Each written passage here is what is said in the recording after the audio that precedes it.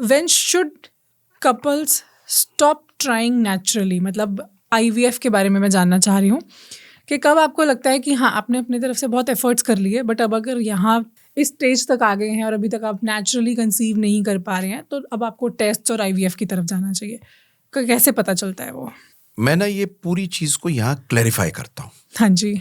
और ऐसा क्लैरिफाई करूंगा बेसिक भाषा में कि मजा आ जाना चाहिए। बिल्कुल। अगर आपकी शादी को 6 महीने के ऊपर हो गए और आपकी उम्र 30 या 35 साल से ऊपर है, ओके। तो डॉक्टर के पास जाके अपना टेस्ट कराइए। मैं नहीं कह रहा, WHO कहता है। और अगर आप 30 साल से कम हैं या 35 साल से कम हैं, तो 1 साल अगर आपने नेचुरली ट्राई कर लिया और बेबी नहीं हो रहा, तो डॉक्टर के पास में जाके जांच कराइए। ओके। दोनों को जाना है, मैन एंड वुमन को। टेस्ट क्या क्या करेंगे? आदमी को तो सिंपल सा एक टेस्ट देना है जो कभी नहीं देता, सीमन एनालिसिस। ओके। वुमन के पूरे सिस्टम के अंदर 3 चीजें टेस्ट होनी है। पहली चीज टेस्ट होनी है कि उसका एग बन रहा है या नहीं बन रहा है। उसके लिए 2 सिंपल चीजें, एक हार्मोन के कुछ टेस्ट होने हैं ब्लड के, और एक उसका ओवुलेशन स्टडी होकर देखना है कि आप एग बना रहे हो या नहीं बना रहे हो। दूसरी चीज हमें ये देखनी है दोनों ट्यूब्स खुली हुई हैं या नहीं है, जिसके लिए एक टेस्ट होना है HSG। सिंपल सा टेस्ट है। बहुत औरतें घबराती हैं, कहती हैं भाई साहब इसमें दर्द बहुत होता है। वो इसलिए क्योंकि एक औरत को अगर दर्द हो जाए और वो शोर मचा दे, फिर सब जाने से डरती हैं। इतना दर्द नहीं होता अगर अच्छी जगह पे किया गया हो तो। तीसरा टेस्ट होना है आपके यूट्रस के अंदर की लाइनिंग, जिसके अंदर बेबी को बैठना है, वो लाइनिंग अंदर कैसी है, और यूट्रस की दीवार में कोई विकार तो नहीं है, जो अल्ट्रासाउंड से होना है। तो आपके एक ब्लड का टेस्ट होना है हार्मोन्स का, एक आपका अल्ट्रासाउंड होना है, एक आपका ट्यूब टेस्ट होना है। इतने सिंपल टेस्ट को करने के बाद में 90% लोगों में ये समझ में आ जाएगा कि आपकी प्रॉब्लम क्या है। इसके बाद में अगर आप नेचुरली, आपकी ट्यूब्स खुली हुई हैं, तो आप नेचुरली ट्राई कर सकते हैं। स्पर्म्स हैं, एग्स हैं, ट्यूब में कोई इशू नहीं है, तो नेचुरल ट्राई कर सकते हैं। कुछ मेडिसिन दे सकते हैं अंडा बनाने की ओरली, वो लेके नेचुरली ट्राई कर सकते हैं। इसके बाद अगली स्टेज आती है कि अगर आपके फिर भी बेबी नहीं हो रहा और आपकी ट्यूब खुली हुई है, तो आप IUI प्लान कर सकते हैं। अगर आपका सीमन काउंट ठीक है, अगर आप एग बना रहे हो, और अगर आपकी ट्यूब खुली हुई है। IUI में क्या करते हैं, वॉश करते हैं सीमन को। वॉश करने के बाद में कॉन्सेंट्रेट करते हैं सीमन को, इंजेक्शन या दवाइयां देके अंडे बनाते हैं। जिस दिन अंडा रप्चर होता है, उस दिन स्पर्म्स को अंडों के पास छोड़ देते हैं, तो प्रेगनेंसी का चांस 3 गुना बढ़ जाता है नेचुरल के आसपास। पर अगर IUI से प्रेगनेंसी नहीं होती, एज ज्यादा है, अंडे कम है, ट्यूब बंद है, अंदर की लाइनिंग में प्रॉब्लम है, यूट्रस में कुछ विकार है जो ठीक पहले करना है, तो ये पेशेंट्स IVF के तरफ को जाते हैं। अब IVF की स्टोरी आपको बताता हूँ। IVF की सक्सेस, IVF मोतीचूर का लड्डू नहीं है कि आप गए मोतीचूर के लड्डू की तरह ले आए, हल्दीराम का खाऊं या बनारसी का खाऊं, ऐसा नहीं है। IVF की सक्सेस 2 चीजों पे डिपेंडेंट है। Number 1, age of the woman. जितनी ज्यादा एज होगी उतने कम अंडे होंगे, उतनी पुअर क्वालिटी के अंडे होंगे, उतना पुअर बच्चा बनेगा, उतना कम चिपकेगा और उतना कम सक्सेस होगा। डेटा और स्टैटिस्टिक्स बहुत सिंपल सी बात कहता है कि अगर आप 30 साल से कम हैं और आपको बहुत ज्यादा मेजर कोई बीमारी नहीं है, तो आपकी IVF की सक्सेस 40 to 50% हो सकती है। लेकिन जब आप 40 साल के हो जाते हैं, तो आपका IVF अगर आप ही के एग से किया जा रहा है, तो आपकी सक्सेस 5 to 10% रहती है बस। इस मोमेंट पे सबसे 2 चीजें कहूंगा मैं। नंबर 1, टाइम रहते जल्दी बच्चा कर लो।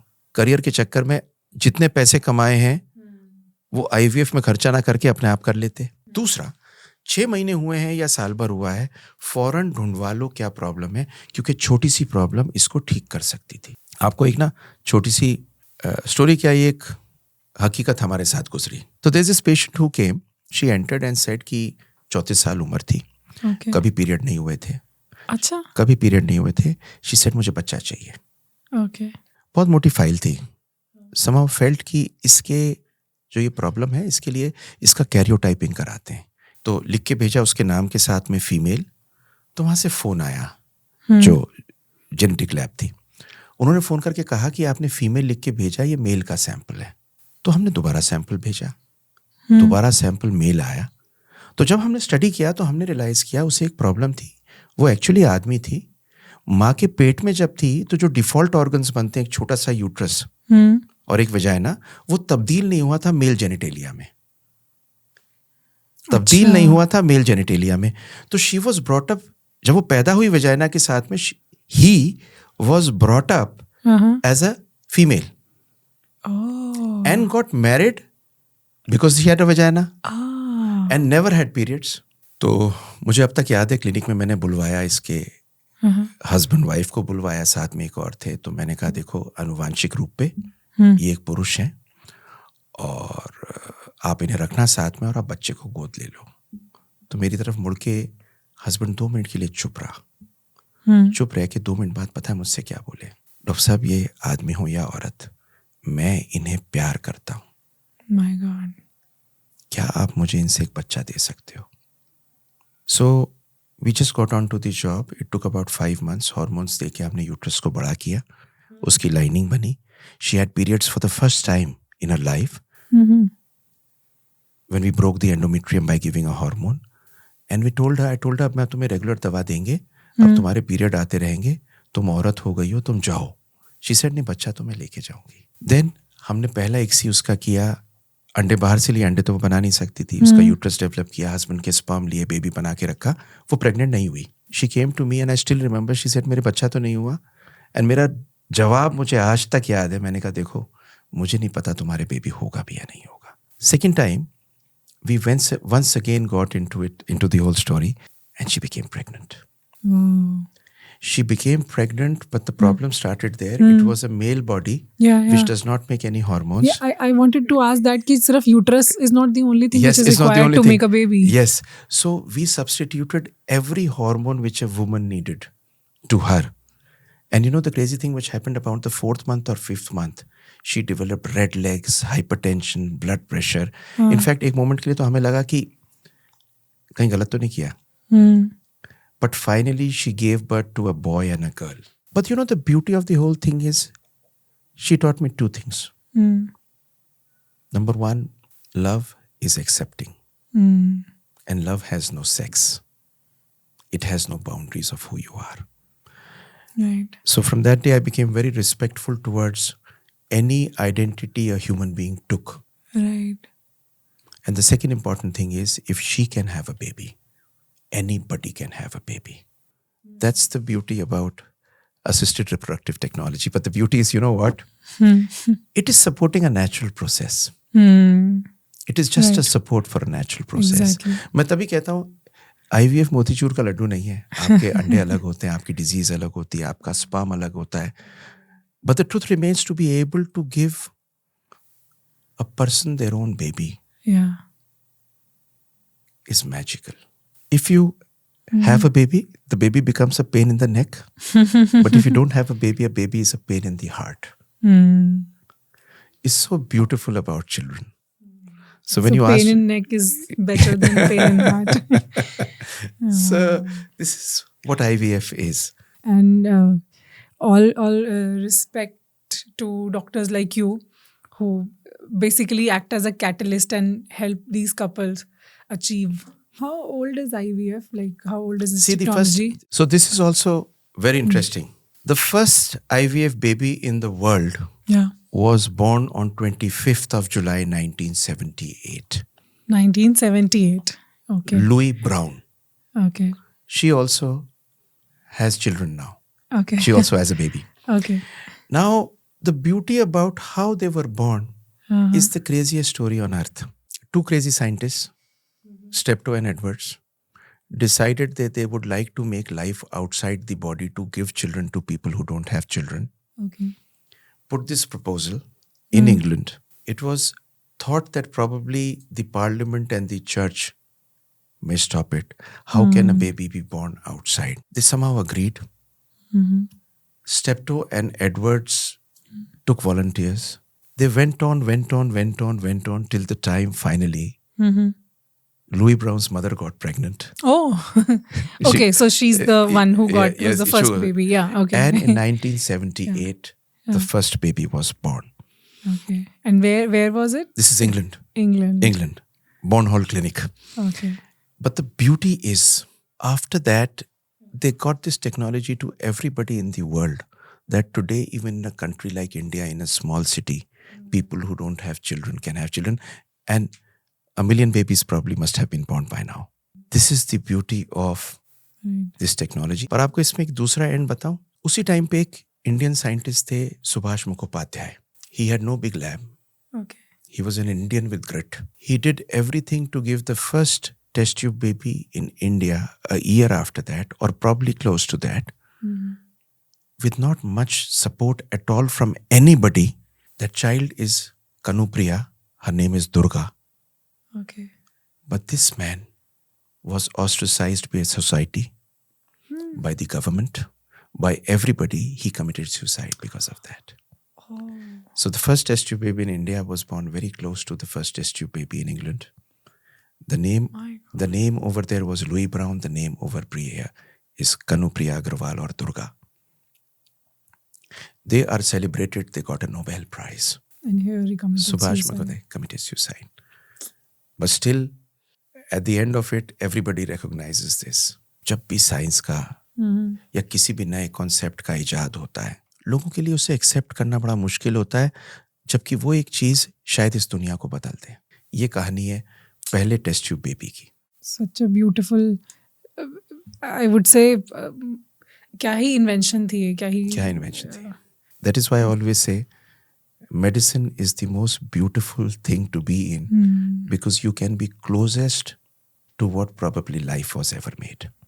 Very true. I can't agree more to what you just said. That's what probably it is. Freedom, joy and peace to everyone listening to this podcast. थोड़ा close करते हुए एक interesting सा rapid fire करते हैं. हाँ जी। So I'll just say a few statements and I want you to tell us whether it's a myth or fact, so that एक eye opener की तरह लोगों को कुछ चीजें मिलेंगी यहाँ से. Normal testosterone levels automatically mean healthy sperm. No. It's a myth. Testosterone is separate and sperm is separate. Testosterone affects the sperm, but normal testosterone definitely does not mean that your sperm is going to be absolutely fine. Chronic stress can damage sperm quality even when your medical reports look normal. Absolutely. Chronic stress leads to sperm DNA fragmentation. Whenever you are in chronic stress, there is a lot of oxidation which takes place of this sperm. And because of this, sperm का count तो normal है, पर उसका DNA खराब है. DNA खराब है. The quality of sperm gets damaged. It gets damaged. Most men with fertility issues feel completely healthy and have no obvious physical symptoms. May happen in most of the men. This is true. A lot of people who are absolutely fine. There's so many patients who come to us absolutely physically healthy. Instagrammers beautifully doing well. Corporate managers. And the moment they come to you and they give a semen sample, it is poor. So they look absolutely normal. Longer periods of sexual abstinence always lead to better sperm quality. No, not at all. You need an abstinence of 3 to 7 days. Longer abstinence does not lead to a better semen quality at all. In fact, the stasis मतलब उसका रुके रहने से DNA damage ज़्यादा होता है. Damage हो जाता है. So no longer abstinence, not even shorter. So 3 to 7 days. 7 days is the ideal time. Is the ideal time. Okay. If you have to give your sample, or if you're trying to conceive, 3 to 7 days is the gap that you want to keep. Is absolutely fine. Okay, great. Male age has little to no impact on fertility outcomes. ये बड़ी अजीब सी चीज है. पता है क्यों? आदमी सोचता है कि मर्द तो हमेशा मर्द रहता है, पर कहानी ऐसी है नहीं. Okay. As you age, your sperm count may go down, and even if it doesn't go down, the sperm DNA changes. Okay. So there is an aging of the sperm quality. Okay. It may not age like a woman's egg. एक औरत के अंडे की तरह जरूरी नहीं कि वो एज करे, Alright. लेकिन फिर भी एजिंग होती है. Aging होती है, which affects. Which affects. Okay. And तभी क्या होता है कि बेबी के अंदर कंजेनाइटल डिफेक्ट्स एज्ड एग और एज स्पर्म के ज्यादा होते हैं. ये भी आपको समझना है. एंड इनफैक्ट एक बड़ी अजीब सी स्टडी है, वो स्टडी एपिजेनेटिक्स पे. एपिजेनेटिक्स का मतलब कि those things which happen in genetics which are not seen clearly, genes level पे जो जीन्स लेवल पे, and this may take place in the third generation. Okay. Food, testosterone and so many other things may affect you epigenetically कि आपको तो problem नहीं होगी, आपकी next generation में नहीं होगी, पर वो जीन में इतनी छोटी प्रॉब्लम होगी कि थर्ड जनरेशन में हो जाएगी. So this is the beauty about the epigenetic. तो जो आप आज खा रहे हैं, जो आप आज पी रहे हैं, जो आप हंस रहे हैं, मुस्कुरा रहे हैं, उसको ठीक से कर लीजिए. आपके पोते में प्रॉब्लम हो सकती है. Supplements alone can fix most male fertility problems. No. Supplement is a small picture of everything. The fixation of male fertility is not primarily by supplements. Something which helps phenomenally is lifestyle and diet, exercise, and supplements give a small boost to that, especially in idiopathic, जिसमें मालूम नहीं चल रहा क्या reason है, male infertility. So just a supporting role they play. Otherwise, majorly is lifestyle, diet, exercise, everything. Absolutely. Being physically fit and working out regularly guarantees good sperm health. बिल्कुल भी नहीं, बिल्कुल भी नहीं. स्पर्म एक अलग कहानी है. मतलब मैं हमेशा कहता हूँ ना मरीजों से, मैं कहता हूँ मेरठ में बारिश होने से हापुड़ में बाढ़ नहीं आती. तो अगर आप सोच रहे हैं कि आप बिल्कुल फिट हैं, तो ये मत सोचिए कि कहानी दूसरी जगह बिल्कुल ठीक होगी. IVF completely bypasses male fertility issues. No. Now, this is very interesting question.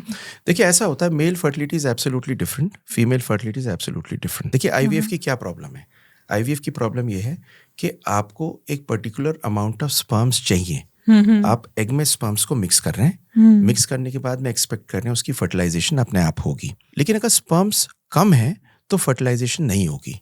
उसके बाद में आया ICSI, intracytoplasmic sperm injection.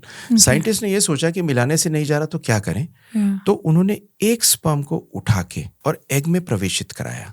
Now ICSI के लिए all that you need is one sperm, but the issue is if the sperm quality is down even with ICSI, fertilisation and baby होने का chance कम होगा. तो अच्छा स्पर्म DNA का होना जरूरी है in all the cases. In all the cases. Yes, whether you're trying naturally, going for IVF, IUI, Everything. whatever. आपका सक्सेस किस चीज पर डिपेंडेंट है IVF में? 3 चीजों पे. Number 1, quality of the embryo. Quality of the embryo किस पे डिपेंडेंट है? Quality of the egg and quality of the sperm. Both, right. Number 2, endometrium जो उसे चिपकाएगी, उसकी क्वालिटी. और तीसरा, भगवान का हाथ होना जरूरी है. इसलिए अच्छे कर्म होने भी जरूरी है. बहुत. Delaying male fertility evaluation is one of the most common mistake couples make. Most common, I repeat again. Reason is the man does not get himself tested. Women के 12-14 टेस्ट होने होते हैं, मैन का सिर्फ एक टेस्ट होना होता है. 12-14 हो चुके होते हैं, बहुत टाइम बीत चुका होता है. और उसमें भी कोई आपको इंजेक्शन नहीं लगना, कोई ब्लड सैंपल कुछ नहीं करना. Just have to go and give आपको आराम से जाके एक सैंपल देना है. राइट. उसमें भी बहुत दिक्कत होती है. Great. It was very, very interesting, sir. But before we say goodbye, in the end, one message for all Indian men watching this. मर्दानगी शोर नहीं मचाती, मैस्कुलिनिटी शोर नहीं मचाती, जिम्मेदारी लेती है. अपने आप की, अपने परिवार की और अपने फ्यूचर की जिम्मेदारी लीजिए. घबराइएगा नहीं, जिंदगी में बहुत सारी चीज़ें आती हैं लेकिन सब चली जाती हैं. आपकी समस्या ऐसी नहीं है कि सॉल्व ना हो. आज के दिन में आप बिल्कुल वैसा ही जी सकते हैं जैसा आपने सोचा था अपनी जिंदगी बनाने के लिए. Amazing. So good, so good. And just like the entire conversation, the closing was very, very beautiful. Or thank you so much for empowering us with all the knowledge and busting all the myths, first of all. क्योंकि ये men and sexual health को लेकर बहुत सारी confusions हैं, बहुत सारे myths हैं जो I really hope आज हमारी audience के भी clear हुए होंगे. And as I said, please forward this video to as many people as possible, क्योंकि ये knowledge हर जगह नहीं मिलती, but बहुत ज़्यादा ज़रूरत है. So thank you so much, Doctor. Once again, it was a pleasure having you on the show. Thank you very much. It was a pleasure having you as a host. Thank you. That means a lot. Thank you so much. Thank you for watching this clip. पूरे episode में हमने और भी बहुत सी ऐसी खास बातें की हैं जो आपके लिए जाननी बहुत ज़रूरी है. अगर पूरा एपिसोड देखना चाहें तो उसके लिए डिस्क्रिप्शन में दिए गए लिंक पर विजिट करें.